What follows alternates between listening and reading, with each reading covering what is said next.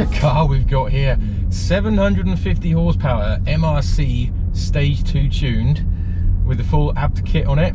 Apparently it is ABT, not ABT. I always thought it was ABT, but it's named after the ABT family that founded it many, many years ago. It also has TSW wheels on it, and it's been slammed to the ground. It is too low, to be fair, with the splitter on the front.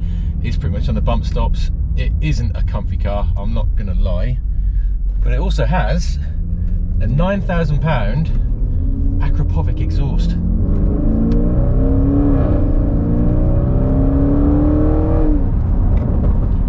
And it just sounds so good.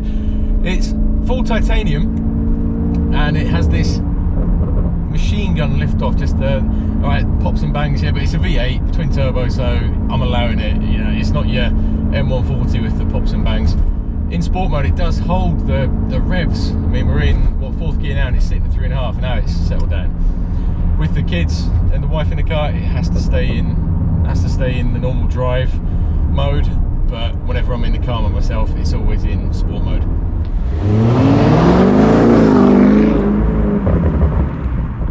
Now the Akrapovic exhaust, and 750 horsepower, it just, yeah, constantly spins the wheels up in this wet type of weather where it's, you know, damp roads. But yeah, and these potholes, horrible, horrible roads. That exhaust though, full titanium, which means you get no drone. It literally, like every other car I've had, you just get the drone with an aftermarket exhaust. This thing, because it's titanium, it has a different resonance point. So no matter what speed or revs, it's just the perfect sound all the time.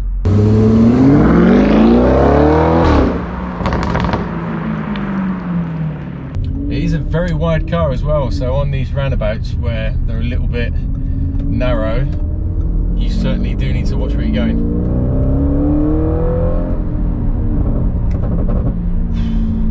What sound?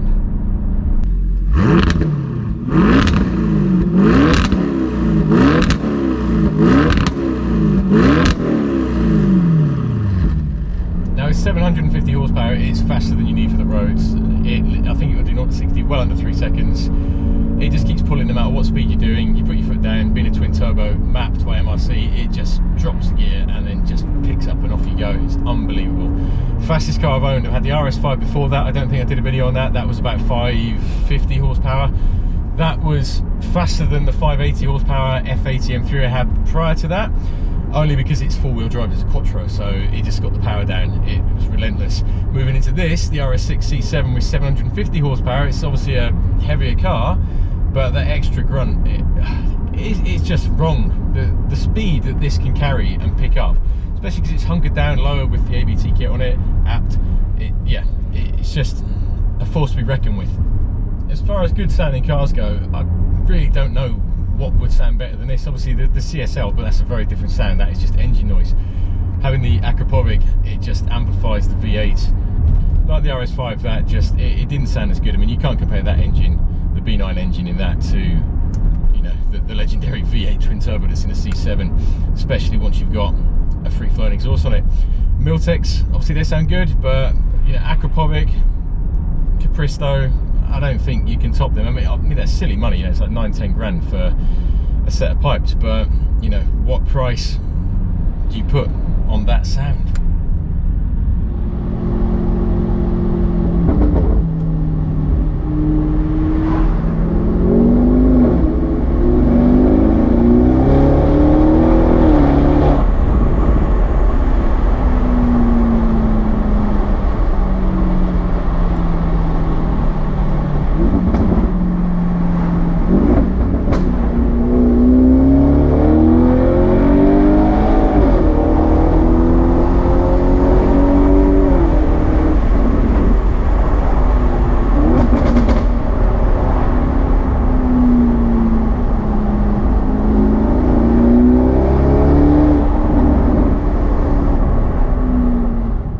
Like this, you find yourself just trying to find tunnels constantly. Oh, a tunnel.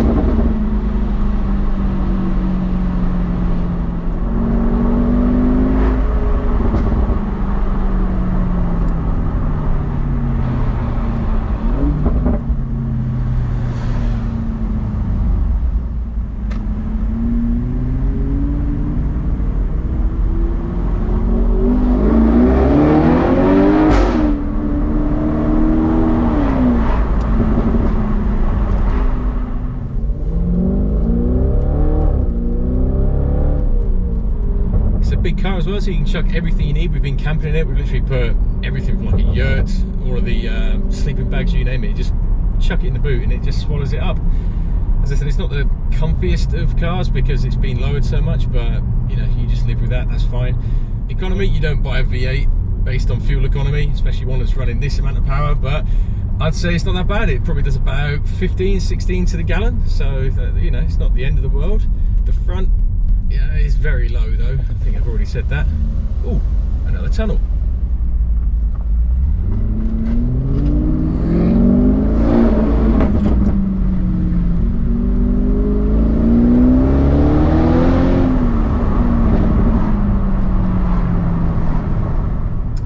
The power it does, but you can dale it. You don't have to drive it crazily all the time.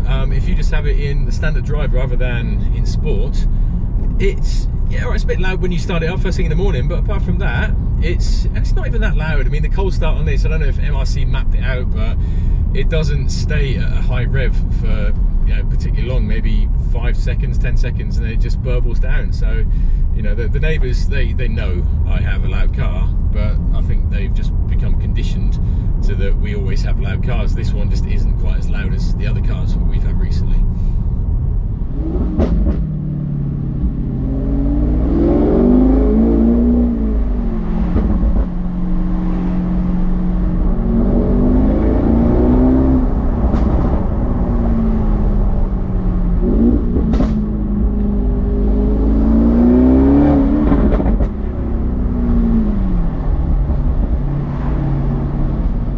So that's about it really. If you are looking for a decent family car, definitely consider an RS6, especially one running 750 horsepower. It's surprisingly easy to control actually, and I'd highly recommend it. Oh. This is one bad thing about having a car that's so low. You have to slow down for the speed bumps. Then you get dicks like this guy behind that sit right in your ass and then complain because you don't want to take your front splitter off. And it's a 30 anyway, so it's not like you can go fast through here. Womble.